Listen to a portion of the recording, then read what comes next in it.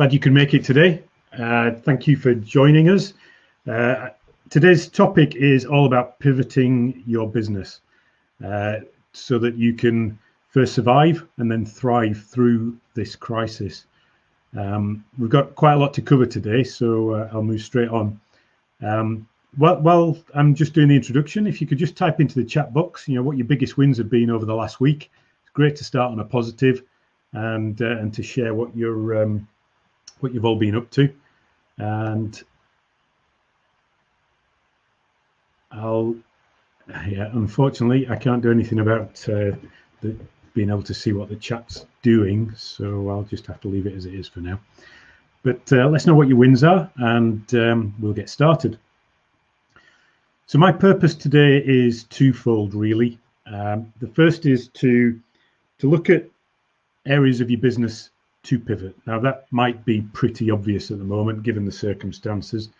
We don't have a lot of choice, maybe, in the things that we pivot and what we pivot from and what we pivot to. And maybe you've already started that pivoting process. So it's about putting some structure around the pivoting, what you're going to pivot and what you're going to pivot to, and to clarify some of your thinking around that and cement some of your thinking around what to pivot if you have already started. So it's really about some structure there. And then the second thing that I'd like to achieve is putting some structure around all of the moving parts in your business that may need to change as a result of the pivot that you decide upon. So there's lots of moving parts, and my purpose here is to give you a chance just to kind of checklist those things so that you don't miss anything.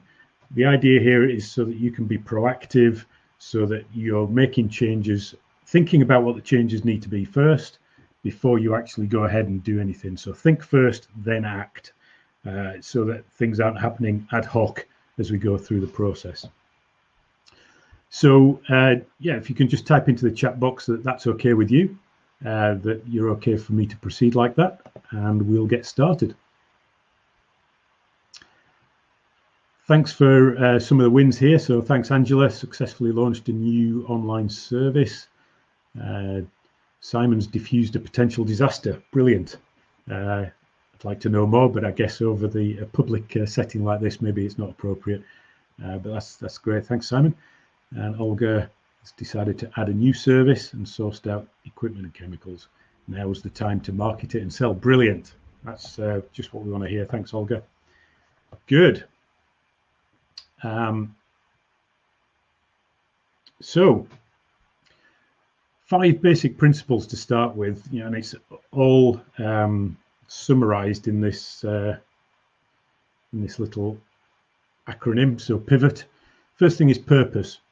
So I think the first thing to bear in mind in pivoting is, what's your reason for changing? Now, as I've said, that might be completely obvious right now. We know what the reason for changing is. But we also need to consider, the bigger purpose. What are people's reasons for buying right now? And what are you looking to achieve in the longer term? So what's the purpose right now is obvious, but what's the longer term purpose? And bearing that in mind as we go through this. Because the changes that you make for the short term, and some of the changes that you're planning to make in your business right now, may only be temporary. They may only be for the next 3 months or 6 months.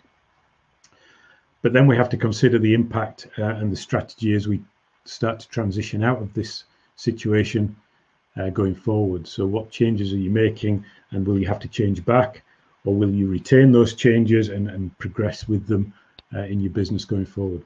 So that's the first thing. What's the purpose? And to have that in mind as you go through. The second thing, and again, obvious maybe in this situation, is what are the issues? What's causing you to want to change? What are the problems? And again, right now, as we're pivoting our businesses, it's pretty obvious. Customers aren't buying. We can't get our products to customers, even if they want them, because our channels have changed.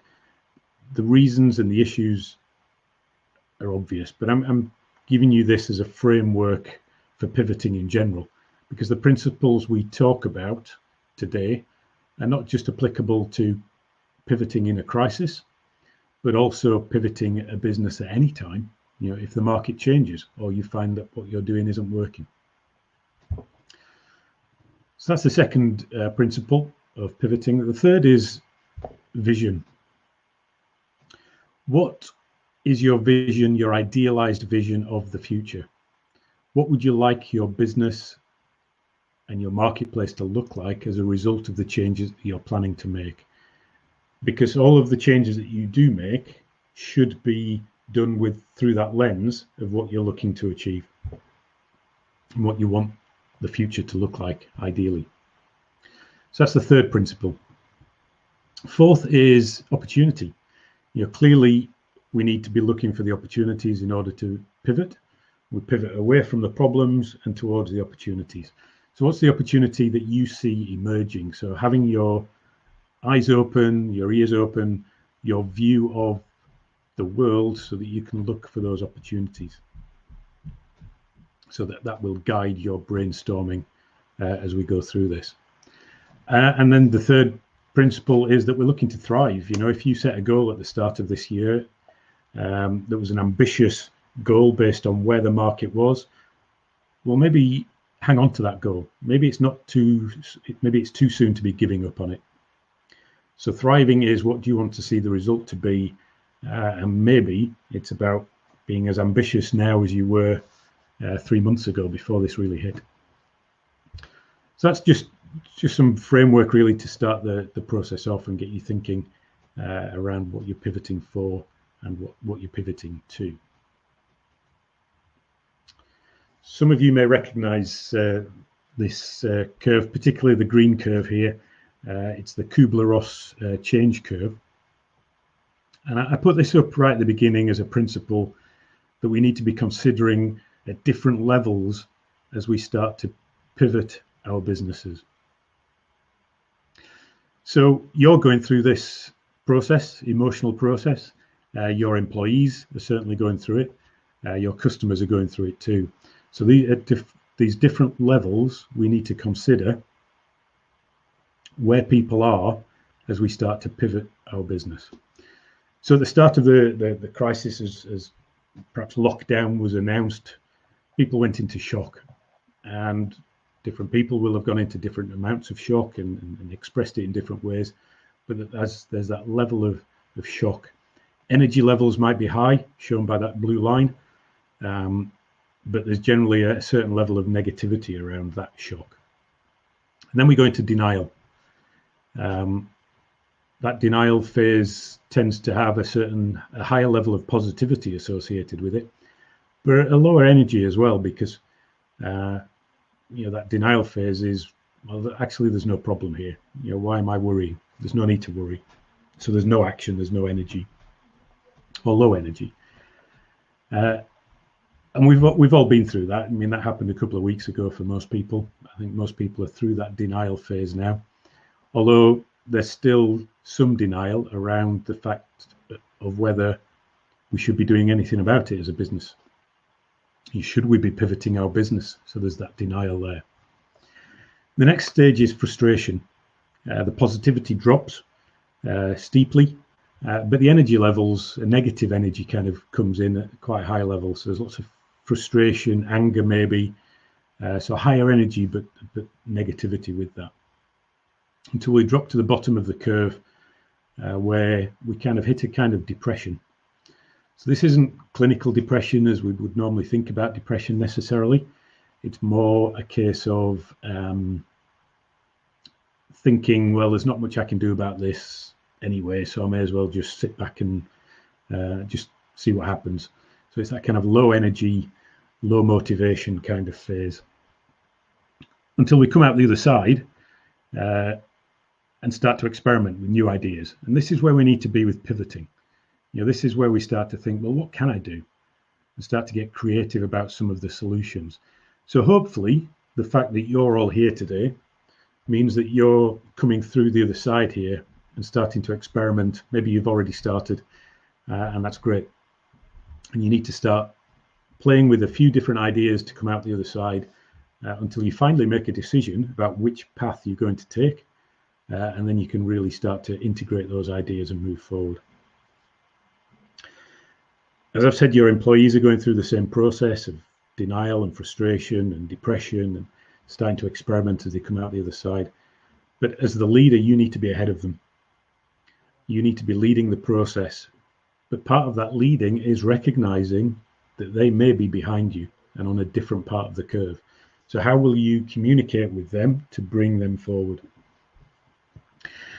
And again, your customers are also going to be on this curve, but may also be on a different part of it. Maybe they're not ready to experiment and pivot.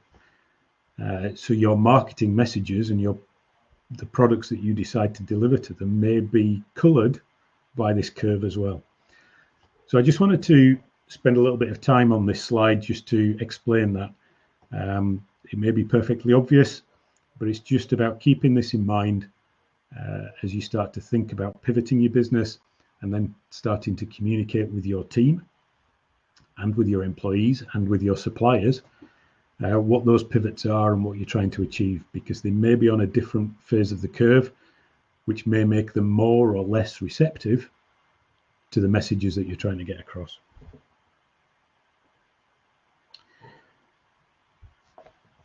So that overlays directly onto your business. The sales in your business have probably followed a very similar path. Your sales were perhaps doing okay at the start of the year. There was a lot of optimism about in the business world, in the marketplace. But then COVID starts to affect the business. We hit the lockdown and sales drop off a cliff for many, many businesses. And the decision that you make now, as sales have hit the bottom, are going to affect how you come through this. You can decide to pivot, look at the things that you can do, and drive forward to thrive towards the back end of the year. Or you can sit and wait and see what happens, and maybe you'll come through it okay. Maybe trading will be a bit tough for the rest of the year. Or maybe you'll just use up all the cash reserves in your business and the business will fold. But you do have a choice. One of the great things about being a small business is that it makes you agile. You have a chance to divert course, to pivot, literally. Many of the bigger businesses don't have that agility. We've heard in the news today that Debenhams have filed for liquidation, administration. And they just can't pivot. How do they change their business? They've got all of that real estate that they're locked into rents. They can't really do anything else with those shops, at least not quickly. They're just too big to change direction. But you have, as small businesses, you have the opportunity, that agility to change direction and drive through this. And that's what this presentation's about, to give you that hour to think through some of the steps that you need to take to do that, so that you can come out on that red curve based on the decisions you make right now in April and May, and the way that you adapt your business to thrive through this. Okay, one of the first pivots you may need to make is around your mindset. Before we get into this, are there any comments so far based on what I've said, setting the scene there? Yeah, thanks, Simon. I think it is. It's set to moderated, and I can't find the setting to undo that. So unfortunately, I'm going to have to leave it as it is at the moment. I can see the chat if I change my views, but so keep the chat coming. And if you've got any comments on what I've said so far, please do enter them into the chat box. So the first pivot you need to make is maybe your mindset, and maybe around your identity. This may be the most important pivot that you make and can't be underestimated. So the results that you get, as I've shown in the previous slide, are going to be the outcomes from the actions that you take now and in the future. And that's always the case. So the results and the actions that people see are the consequence of things that people can't see. You know, the skills that you have, the beliefs you have, the values you have, and your identity. All of these things are shaped by your environment. Now, the problem is, or the thing is right now, the environment's changed completely. We're in a completely different environment economically, and you know, from a lifestyle point of view and a practicality point of view than we were in 3 weeks ago. And that's going to shape everything. That's going to change our mindset, because it's going to influence the way we see ourselves, our identity, and it's going to have an impact on our values and our beliefs. So we've got to ask ourselves, are these things helping us right now, or do I need to change some things about this? So let's go through that exercise very quickly. You know, what are the skills that you have that can help you to move through this? So write down in your notebooks, hopefully you've all got a notebook handy. Write down in your notebook 3 skills that you have that you think will be able to help you to pivot your business and to thrive, come through this stronger than you came in. So quickly write those things down on your notebook. And then once you've got those 3 things, I'd like you to write down 3 skills that you think you need to improve in order to come through this. So that might be leading your team remotely, because that takes different skills to leading them when you can actually see them face to face. It might be doing marketing online. It might be doing webinars. It might be changing the way you do networking or marketing. You know, what are the skills that you need to develop in order to pivot your business, do you think? Now, this is an iterative process. As you start to understand what the pivots are, you might start to see different skills that you need to get, and that's okay. You know, this isn't a one-time thing. So once you've got your worked on your skills there, you know, what are your beliefs right now? What beliefs, what's that little voice in your head telling you about yourself? So you'll hear things like, you know, you might hear yourself saying, I don't know if I can do this. I don't know if I'm strong enough. I don't know if I'm the right person. You know, if you're having those kinds of thoughts, those are beliefs about yourself that you may need to change. So what beliefs have you got right now which are hindering you? Write those down. And then write down some beliefs that you're going to need in order to get through this. What beliefs about yourself, about the situation, are you going to need to have in order to get through this? Now, that might be, yes, the market's tough. But I've been here before. I've been through recessions. I've been through difficult economic times. I can get through this again. I can change my business. I can pivot. You know, whatever those beliefs are, just write them down, because it's important that you hold on to those as you move through this. It's part of the mindset that you're going to need. Strong beliefs that you can change and endure through this and come out the other side. And then what values are going to be most important to help you and your market, your customers, to get through this, to progress and to move forward? So what are your values? What's most important to you? And how can they help you to move through this? Finally, around identity, you know, how do you want people to see you when when we come through the other side? You know, write down 5 words which describe the way that you want to be seen when this is over.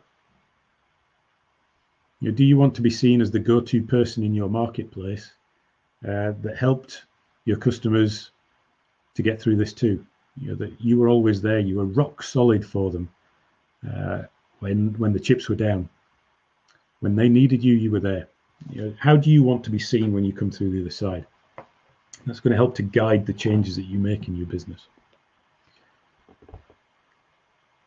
And we're going to set, you know, hopefully you've set some goals. If you've been on my previous webinars, you'll have some goals written down, and these goals are going to guide the way that you react through this. So bear those goals in mind as well.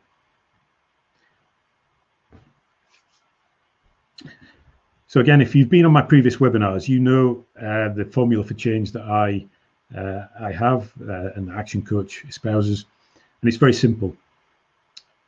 In order for change to happen and for change to work, you need three things in order to overcome the resistance to change. Now, right now, there's very little resistance to change around the crisis itself because we have to do it. We don't have an awful lot of choice. The business has changed already. So it may be that there's very little resistance because there's huge dissatisfaction because we've lost sales. But there may not be enough vision just right now. That's the V. If you're not changing already, it may be that you need to spend some time thinking about what your vision is for how you can get through this and how you want things to be as we move forward. Remember the V in pivot. So the dissatisfaction's probably there, but do you have a big enough vision or a clear enough vision in order to overcome any resistance you have to pivoting your business right now? You may be hanging on to the way the business was because you've spent a lot of time structuring that business, making it work, making it effective, making it profitable, making it fun, whatever it was for you. So you need another vision now of how you want things to be 3 months from now, 6 months from now, that's going to help you to get through this and change some of those things that you've worked so hard to create and let go of that. And then the F is first steps. You're going to need to know what the first steps are. So with real clarity about what the smallest steps are that you can take in order to move through. If you can figure out what the first steps are and get really clear about that, then you can start to create some momentum to move forward. So D times V, dissatisfaction times vision plus first steps has to be greater than resistance in order to change. And remember, that means change for you, but it also means change for your employees, and it means change for your customers. All of those things need to be considered as you start to think about pivoting your business. So again, if you could just type into the chat box, let me know everything's clear so far, and I'll move on, and we'll move on to the next slide.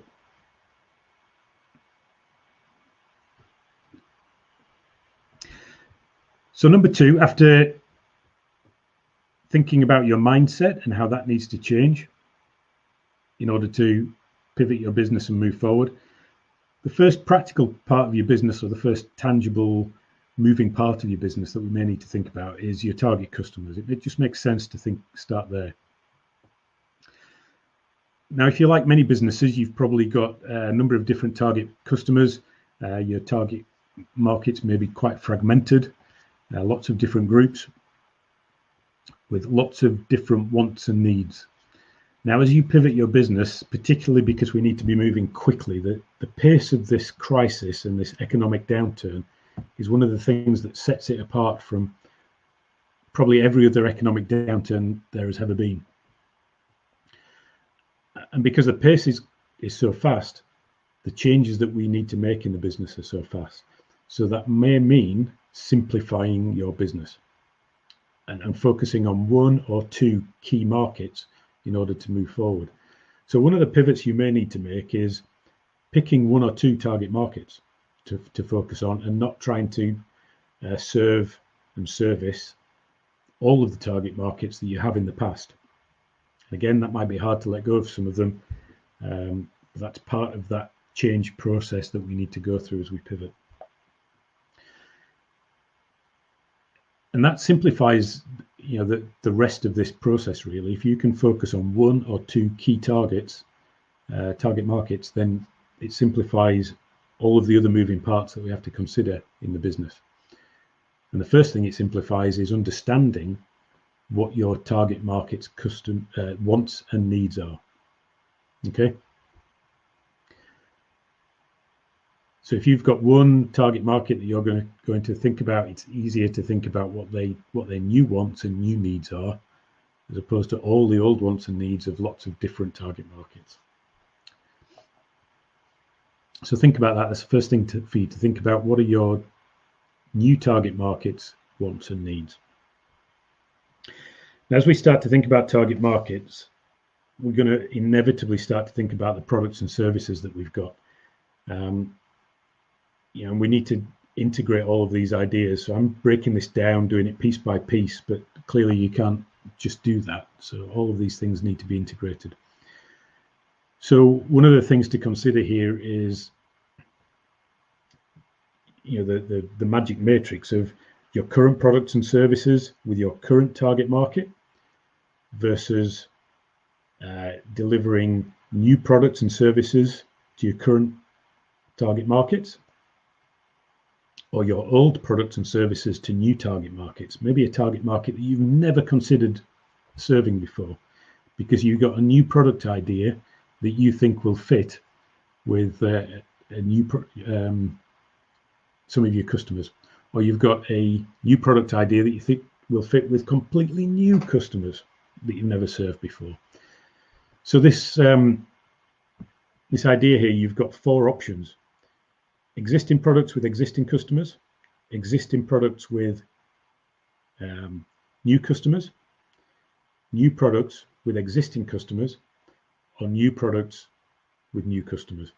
And that last one is the most challenging part, because you know least about those customers and you know least about those products. So probably where you're going to start is with your existing products and thinking about your existing customers and see how you can pivot your business around that. But you may need to move into a different quadrant as we go through this. I wish I had a slide on that. I haven't put it in, but I'll perhaps share that around as an additional supplementary material after the webinar. Let me know if that's clear. I don't know if the moderation is full. So I'll clear some of these out if I can, or if I can figure out how to do it.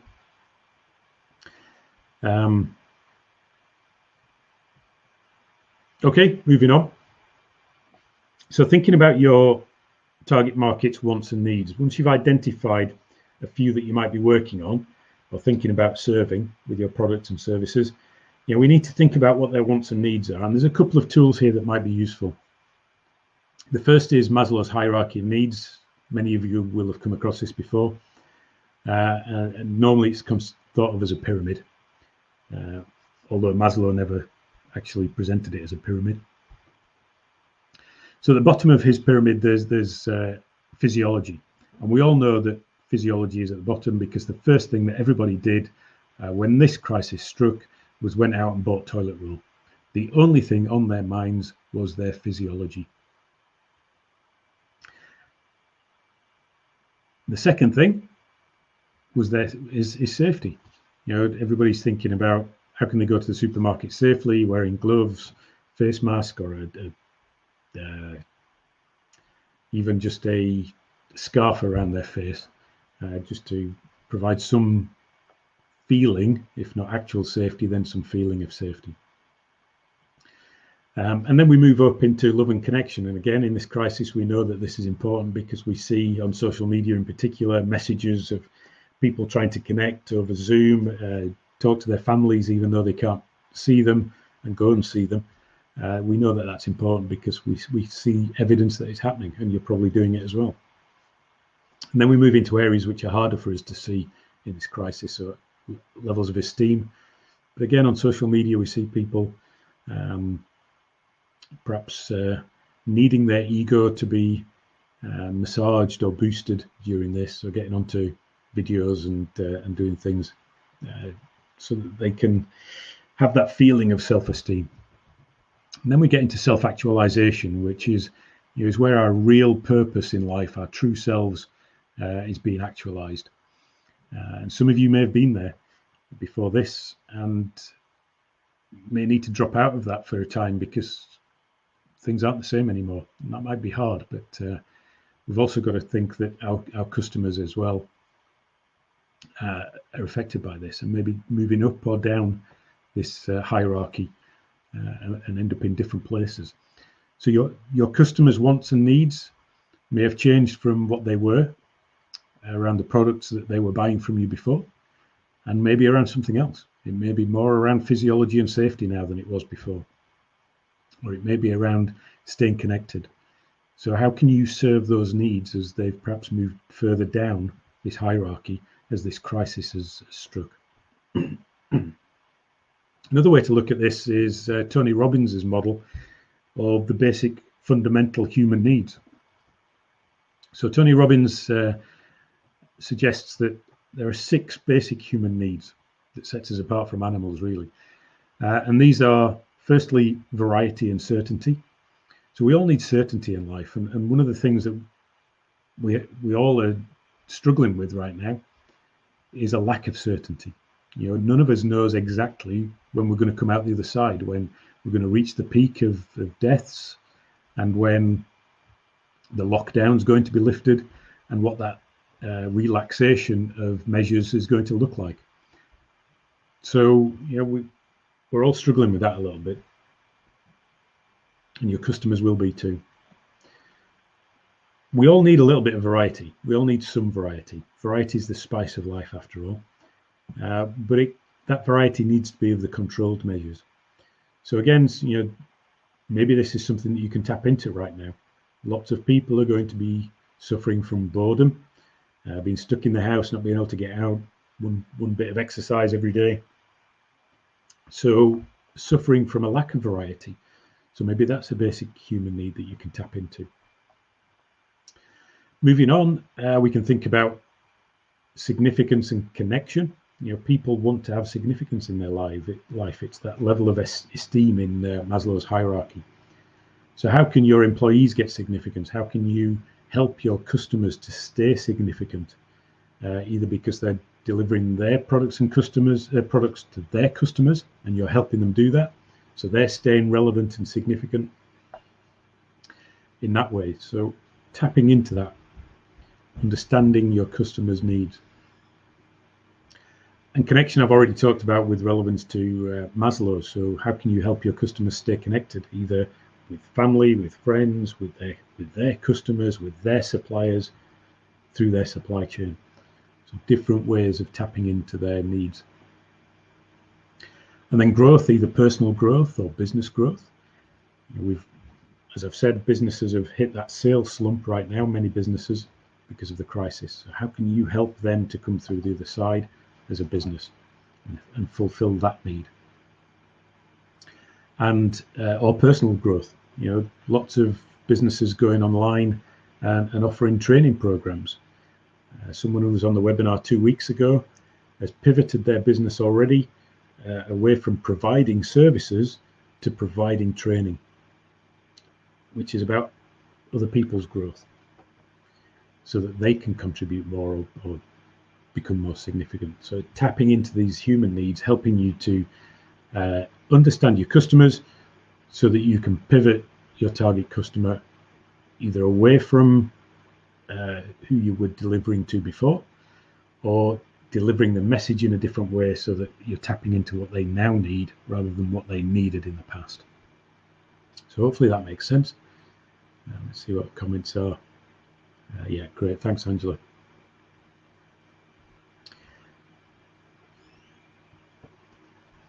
So with all of that in mind, we've looked at the idea of maybe needing to change your target markets, target customers, based on what they now want to need, not what they needed in the past. So then it's time to do a little bit of brainstorming. And we'll need to brainstorm at different levels as we go through this, but do some brainstorming around some of the products and services that you've currently got, and some that you may need to do. So what are the things that you've already got that might be able to fulfill those new needs? What are the things that you've tried in the past but failed? Maybe they are now relevant and might work, and you've already done some of the groundwork. You've got those products and services on the back burner, but they just weren't quite right for the market need at the time, but maybe they're relevant now. So go back and resurrect them, or at least consider them. Things that you've never done before. Really start brainstorming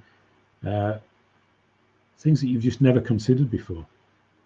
That you even considered were crazy, just completely irrelevant, but now it's not so crazy. And what about those things that only make sense right now? It never made sense before, but only makes sense now. So we're going to kind of open up our minds, really start to brainstorm. Brainstorming in the positive, the things that we can do, but also brainstorming the things that we need to stop doing. I can see some things coming in the chat, so I'll just have a quick look. Great, good ideas there, Ange. Video editing capability, photo restoration, excellent. So some things that you've perhaps tried in the past or didn't work in the past, but you're going to start thinking about doing now. Excuse me. So this brainstorming is really important. Put everything on the table. If you've not done brainstorming before, don't discard ideas before you've even had a chance to get them written down.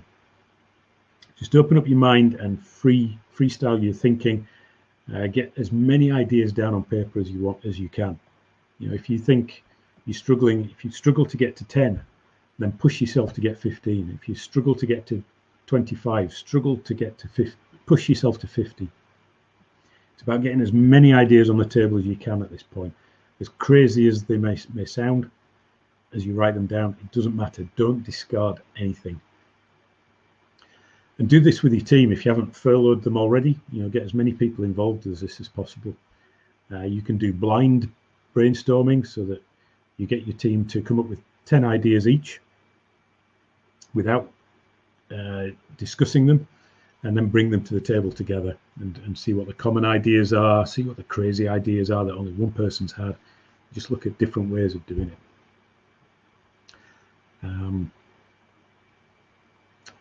Great, thanks, Simon. Looking at different ideas to pivot as well. So once you've started to do that brainstorming, now we need to start to think about positioning your new products with those target markets, or repositioning your current product, and start to think about what the value of that proposition is to your chosen target markets. And again, as I've said, this is iterative. So you may have gone through the brainstorming and realized that there was a completely different target market that you could serve. And that's okay. Go back. Don't get locked into serving one target market because that's what you chose in the first step. If you've identified another one, go through this process again iteratively as you start to hone your pivot. Some pivots might be obvious and you can just run off with them and start working with them straight away, and you don't need a second's thought to do it. But I'm suggesting that there may be some benefit into spending some time going through this in a logical way, but also iteratively to come to better solutions. So looking at the value proposition, what is it that this new product or new service or existing product with new customers, what does it mean to them? And what does it mean to them now based on where they are on the change curve? So you're going to need to tap into where are they on that change curve? What is their emotion right now? Are they in frustration? Are they in depression? Are they in experimentation? Because your message will be different and the value that you offer to them will be different based on what that emotion is.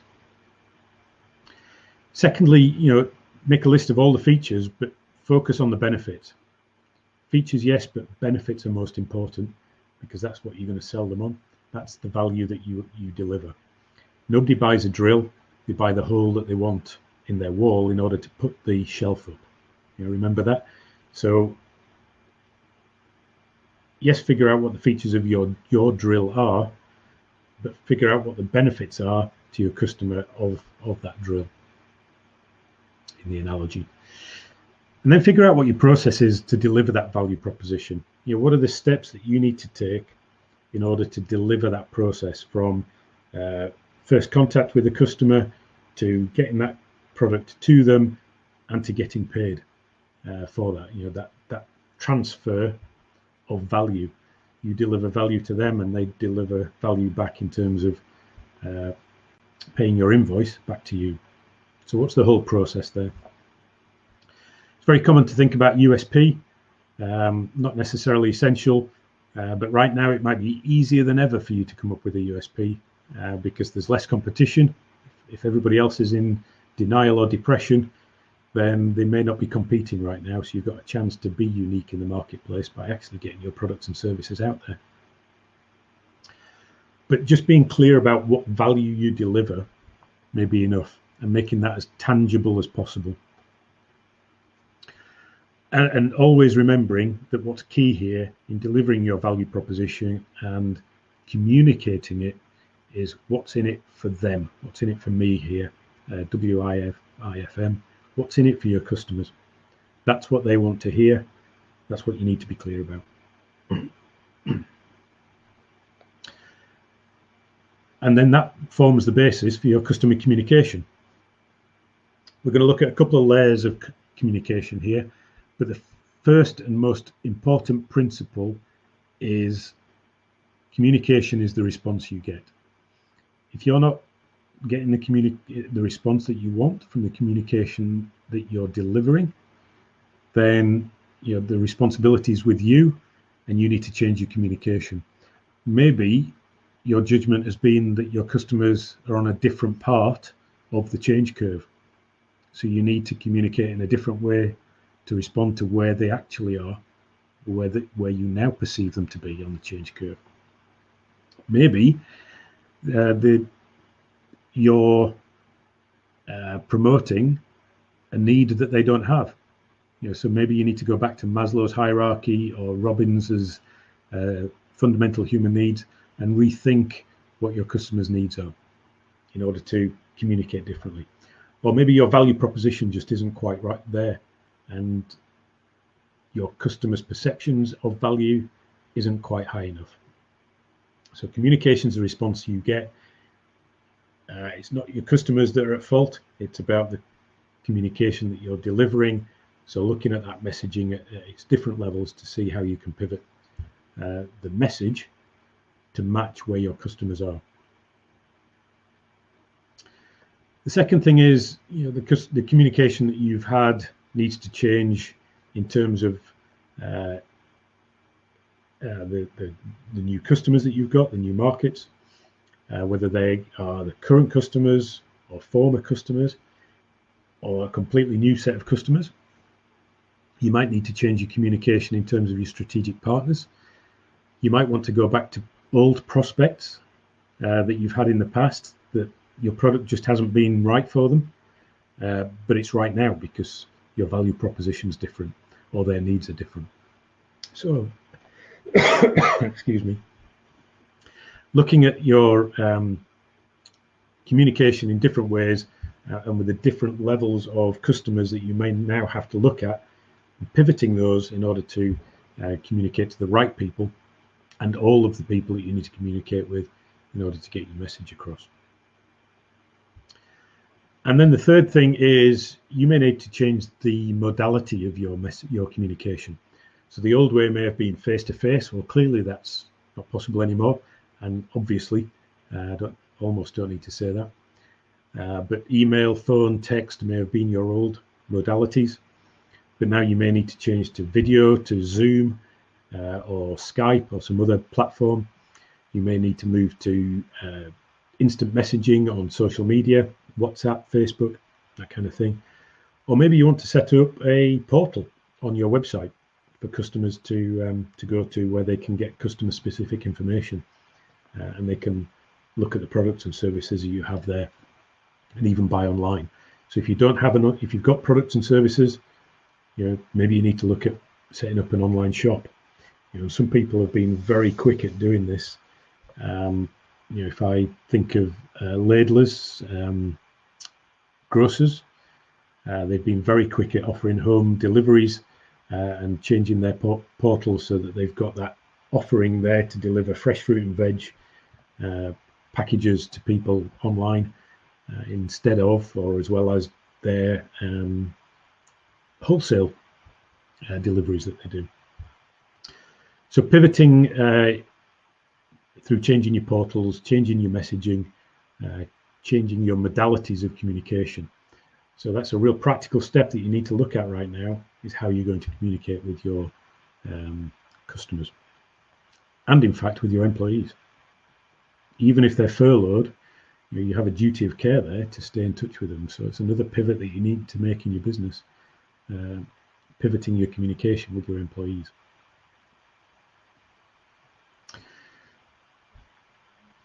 So just checking in, I think, how you all doing? Is the pace okay right now? Are you with me? Does it all make sense so far? If you could just type in, let me know everything's making sense, and I'll move on. So clearly one of the big pivots that has to change right now is how you deliver your products and services, particularly if you have a physical product. It needs to go virtual, it needs to go automated, it needs to go online.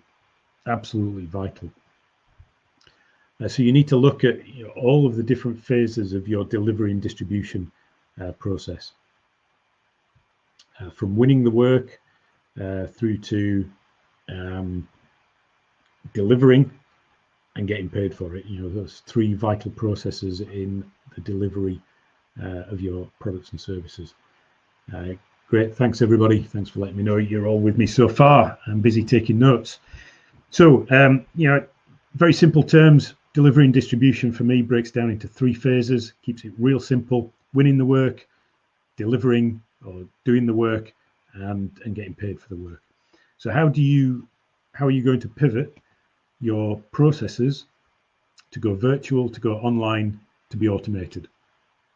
From your marketing with the social media, with webinars, with your website, having an online shop, is that feasible for you? How could it be feasible for you? How could you tap into some of the platforms that are already available, like Wix or Etsy, or all these other online shops that are already there, so it's easy to set up, quick to set up. One of my clients is who can no longer deliver their products and services is using a Wix shop to go from delivering. They're a brewery, so delivering to pubs, to delivering to individuals, packages of beer to go to individuals through their Wix shop. So a complete pivot online there. And then the delivery process, for them, clearly they're not delivering to pubs anymore, they're delivering to individuals. So they have to reconfigure their whole delivery process, whether that's collection from their site, or whether it's changing their delivery routes so that they can, a method of delivery, maybe even changing their vans so that they can have more routes going out because they've got more drop-off points now. Instead of 100 pubs, they've got 1,000 people to deliver to. So changing their delivery process, and then getting paid. Making sure that the online systems are set up to be paid by backs or direct debit. Maybe using one of the direct debit agencies like Go Cardless. Making sure that's all online, and maybe making sure that you can get paid up front rather than having payment terms, because clearly cash flow is something that you need to be far more focused on now than you've ever been. So payment up front, payment by direct debit or by backs, and maybe cash on delivery is another option if you are doing face-to-face deliveries somehow. So thinking through that whole process, that's another pivot that needs to be done. As you've decided what the pivot is, we're now moving into the area of how to look at all of the moving parts in your business that need to change as well in order to make that pivot work, if that makes sense.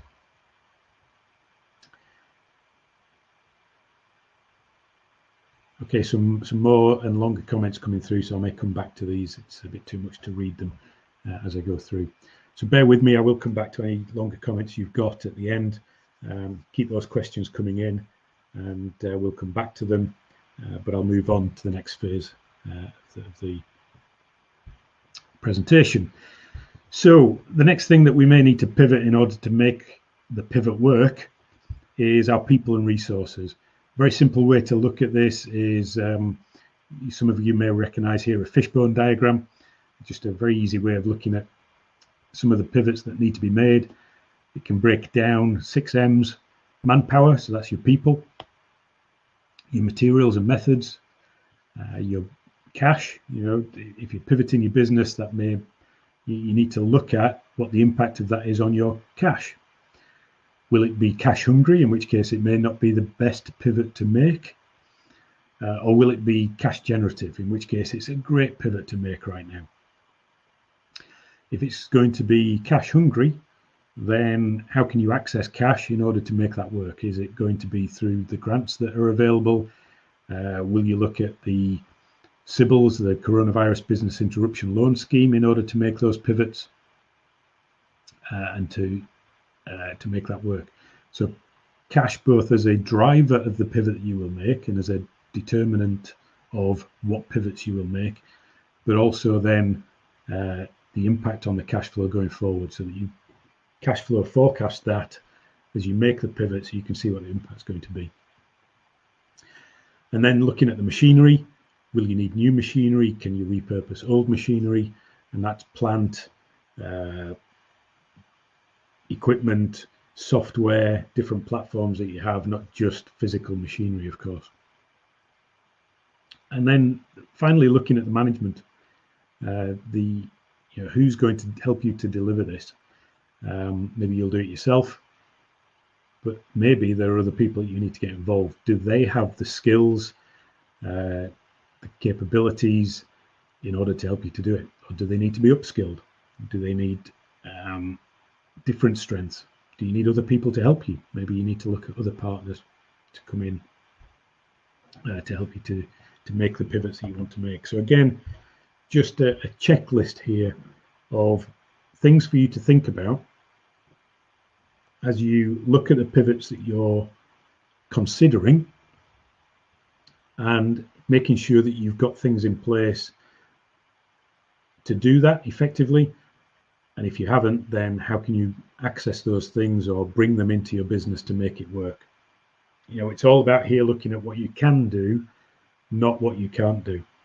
So if one of these areas throws up something that you feel is a barrier, then how can you overcome that? That's the whole point here, not to look at the barriers as something that's going to stop you, but as something that you can overcome. That's the whole point of breaking it down like this, to identify the barriers and then overcome them. So clearly, looking at your people, we need to think about their identity iceberg. What are their skills? What are their experiences? What's their knowledge? What are their beliefs? What are their values? What's their identity? And how motivated are they to help you to move forward with this? And that's really important right now. Maybe their motivation is to take their furlough, their 80% of salary, and sit at home and have a great time. Thank you very much. And who can blame them? But you're going to want to find those people that actually want to help you to come through this. And you've got the option there with the furlough to bring them back in at various time frames. I believe even to cycle people through. So you can take people off furlough, work with them for 3 weeks, and then put them back on furlough and bring another 3 people off. Get some advice on that from your accountant, but I've had it on good account from the HR department, which is a HR advisory company, that you can actually cycle people through furlough. So if you need different skills or different motivation as you go through this process of pivoting, you can bring different people on and put different people back on furlough. So trying to stay flexible and stay agile. And then once we've considered the people and physical resources, we need to think about the systems and processes. So we've already talked about the delivery process here, the logistics, if you like, in the box here. But we also need to think about all of the other things that are going to help you to deliver. So again, this is a kind of checklist. It's not meant to be that we're going to go through this in detail here today. We don't have time for that. But it's to give you a checklist of the things that you need to consider as you're pivoting your business. So looking at the logistics, yes, we've already looked at that. Looking at the organization of your business, the people in your business and how they're structured and organized. Maybe you need to move people from one department to another, from being a cost to the business to be in a profit center in order to help you to move forward. Maybe they need to move from operations into sales because you just don't have the same operations anymore because you've pivoted to a different product or service. Maybe they need to move into customer service. So looking at how you're communicating with your customers. You'll need to change your marketing, that's for sure. We've already talked about that. And maybe you need to have different processes around that and move different people into marketing. So looking at all of that, and clearly these are not things that work in isolation. They all have to be considered individually, but then also put back together and see how they work together. So again, that's the purpose of this diagram, to help you to see how things are working together and if you've got everything integrated so that it can work in concert with each other and not in isolation. Then you're going to need to look at your infrastructure, your human resource systems maybe, certainly around how furlough works and laying people off. That's a critical human resource set of systems which we've just never had before in business. So that all needs to be considered in relation to all of this pivoting that you're considering here. And then what technology do you need? Do you need to develop new technology or buy in new technology in order to make your pivot work? So your procurement systems as well, in terms of buying in products maybe that you need to use, or buying in technology. And how will the lockdowns in all, various different countries, including this one, affect your procurement process in terms of the pivot that you're making? So hopefully it's clear that we need to think about your business as a system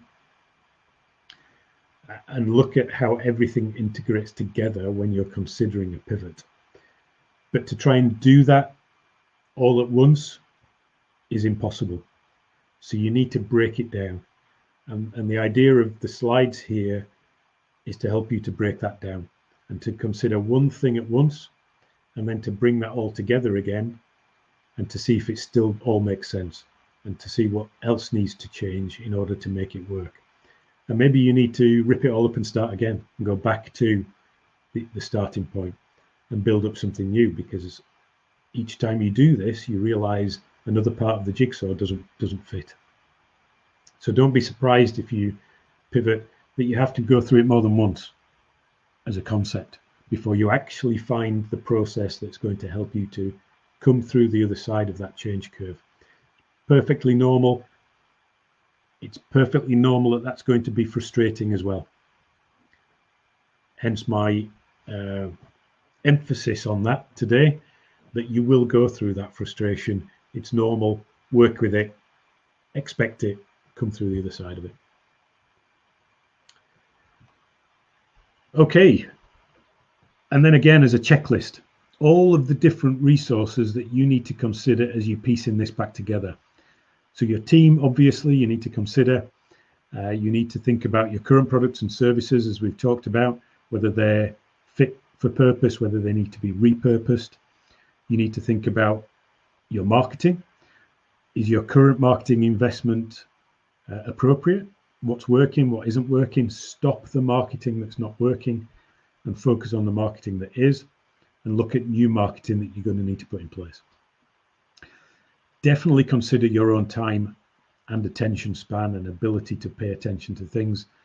It's probably one of the most overlooked resources in your business. You need to consider your time and consider where it's best spent, or best invested, more appropriately. You definitely need to consider cash management. Have a 13-week rolling cash flow forecast. Look at it at least weekly, if not daily, and consider the impact of your pivots, the pivots that you're considering, on your cash management. Will it improve the situation, or will it make it worse in the short term? And if it's going to make it worse in the short term, how are you going to manage that? Maybe with the business interruption loans or the grants, and that's fine. You just need to consider it. Stock management. You have stock that you can get rid of, sell off cheaply to fulfill a need. Do you need to buy in new stock, and how's that going to work in the current environment? So that needs to be considered as part of your pivot. We've talked about property, plant, fixtures and fittings. Again, how are they going to help you? How might they need to change? Your systems and processes in order to deliver all of this. Now, one of the ones that needs to be considered is IP. If you have intellectual property, patents maybe, or your brand name, or a process that's proprietary to you, how can you use that? How can you leverage that in order to create a pivot? Or how might that need to change? Maybe it's not appropriate anymore. Maybe it's time to license that to someone else who can use it, maybe just temporarily, while you focus on something else. And licensing your IP might be a great pivot if you have some. Looking at your current client base, how can you leverage that to generate sales? Looking at your past client base, that past customers that are no longer buying from you, maybe you've got something that may be appropriate for them now. Your prospect database, how can you leverage that? People who have never bought from you, but have inquired, and now you may have something that's suitable for them that can really add value to prospects that they just didn't perceive in the past. And also leveraging your strategic partner network, either the ones that you're already working with, tried to work with, but for whatever reason couldn't in the past, that you can now leverage to help you to make the pivots that you've envisaged. This sounds like a lot, but again, the purpose of this is just to act like a checklist.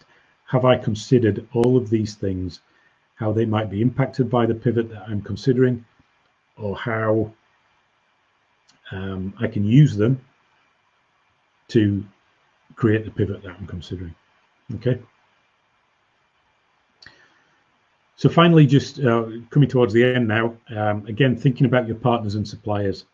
Really crucial that you leverage partners and suppliers. You may need to change some of them. They may not be, your old partners may not be appropriate anymore. You may need to find some new ones.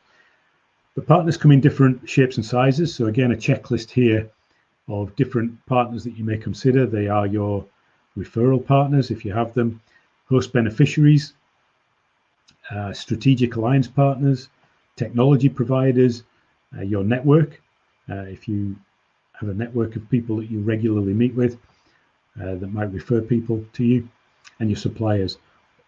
All of these groups you can consider as part of the pivot, how they might be impacted, but also how they might help you. So consider their mindset, consider their challenges, consider the issues that they have and the opportunities that they might perceive, or maybe they don't perceive, but you can see for them, that you can help them to tap into with your product and service and your pivot. So you can look at different levels there to help you to pivot or to actually create a pivot. I mentioned it already, but at the end of the day, it probably all comes down to this. This is the bottom line of everything that you consider, all of the pivots that you're going to make. So what's the profitability of the pivot that you're considering?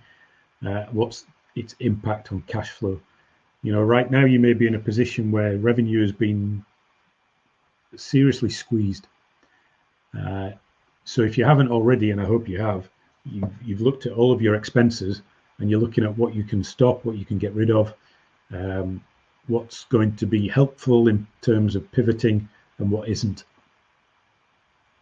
so that you can reduce the cash outflows as much as possible to match the cash inflows that you've got. And then as you start to pivot, you need to look at this equation all over again, because it will change completely. As you pivot, you will have a different set of revenue streams. You may have different cost of goods. Your overheads will change. And you certainly need to look at the investments that you are planning and any new investments that you may need to have in order to make this this pivot work. So all of that needs to be considered in the view of cash flow. So that 13-week rolling cash flow forecast is probably the most important tool you have right now as we go through this change curve I've described, and also start to pivot the business to come out the other side. So to break that down and make it simple, because there's lots of complexity there, lots of moving parts. So step one, audit your capabilities. Step two, match your capabilities with market needs. So readdress the market needs, whether that's new markets or old markets. What do they need right now, and what are they going to need as they come through this change curve that you can tap into to pivot your business in the short term.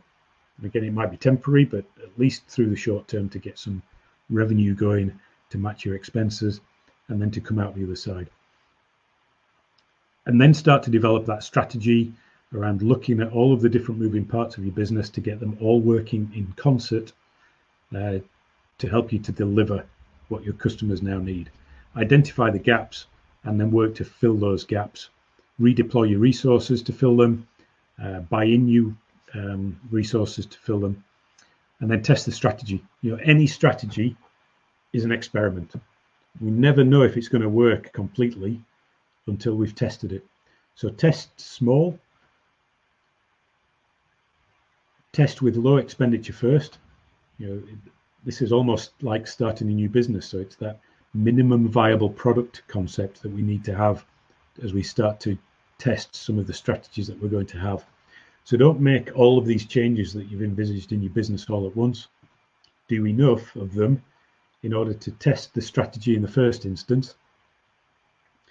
And once you're confident that it's working, then you can make all of the changes that you've envisaged in your business that are necessary to deploy that strategy in full and to scale it up. If it doesn't work, if that strategy doesn't look like it's working, then go back to the drawing board.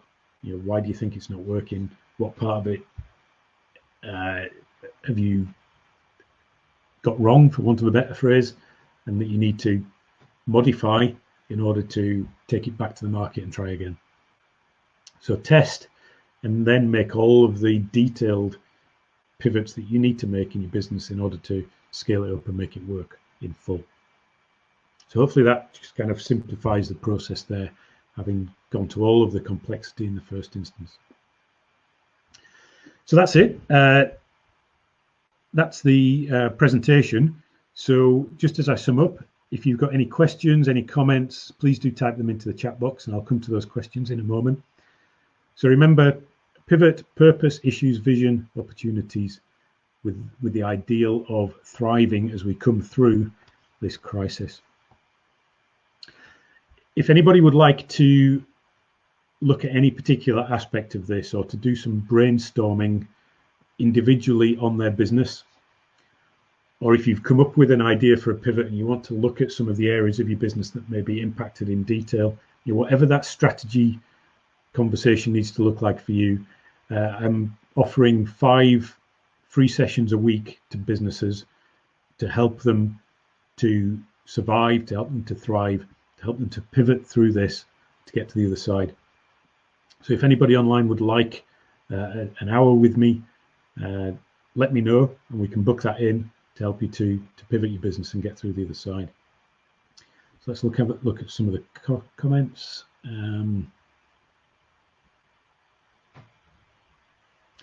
So Simon, the problem is that it's impossible to offer our service remotely. Work inside customers' properties, so our challenges around getting customers and staff comfortable that they won't infect each other with no PPE available. Yeah, wow, okay. So certainly if no PPE is available, that might be difficult to comply with the rules. So maybe you need to, maybe the pivots you're considering need to consider something completely different. Far be it for me to say, I won't use your example exactly, Simon, but a roofer, far be it for me to advise that they become a floorer or doing paving slabs outside on the drives. That might be beyond their skill set. So that's not the purpose of this presentation, but to open your mind and to say, well, maybe it's about considering something completely crazy that you've never considered before in order to get around that. And it goes back to that brainstorming. So, yes, clearly, no, I haven't met your staff, but I know it's human nature. So yeah, the furlough arrangements maybe are too generous to get them back into working. Angela, sometimes it might be necessary to do a temporary pivot that's nothing to do with normal offering, e.g. using company vans to do deliveries. Exactly, I think that's it. Maybe this is a temporary pivot, and it's worth remembering that in order to do a temporary pivot, maybe you don't need to make all of the changes that I've considered or been through in this presentation. Maybe it's that minimum viable product idea of a temporary pivot just needs to be fit for purpose for now. So using these checklists that I've given you to go through and decide which areas of your business do need to change in order to deliver and which don't, which can you just put to one side and for the time being ignore. So temporary pivots may not need to be the complete picture. Let's see if there's any other comments before we. So that's about it. That's all the comments I've got, I think. If anybody's got any other questions, please do put them into the chat box now, and I'll take a look. Thank you for being on the call. I hope that's been useful. I hope there's something from there that you can take away. My purpose has not been to tell you exactly how to pivot your business. I can't do that because it depends upon your particular business, your particular mindset, your particular situation. But hopefully that's given you some concepts, some frameworks in order to help you to look at your business in a structured way, look at what can pivot, look at what needs to pivot, and also look at what the impacts of those pivots are on different aspects of your business. So some few final questions or comments coming through. Great, excellent, good. Well, if there's nothing else, thank you for being here. Thank you for paying attention, being attentive. That's probably a better way of putting it. And being on the call. Hope that's been useful and you've got something to take away. If you know anybody else who you think would find value in seminars, webinars like this, please do let them know. My plan is to put on something at 1 o'clock every Monday, different topics. Please do let them know about it. Spread the word. I appreciate that. So I can add more value to the local marketplace and help more people to survive and thrive. So thanks very much. Take care. Have a great week. Hope to see you on a webinar soon.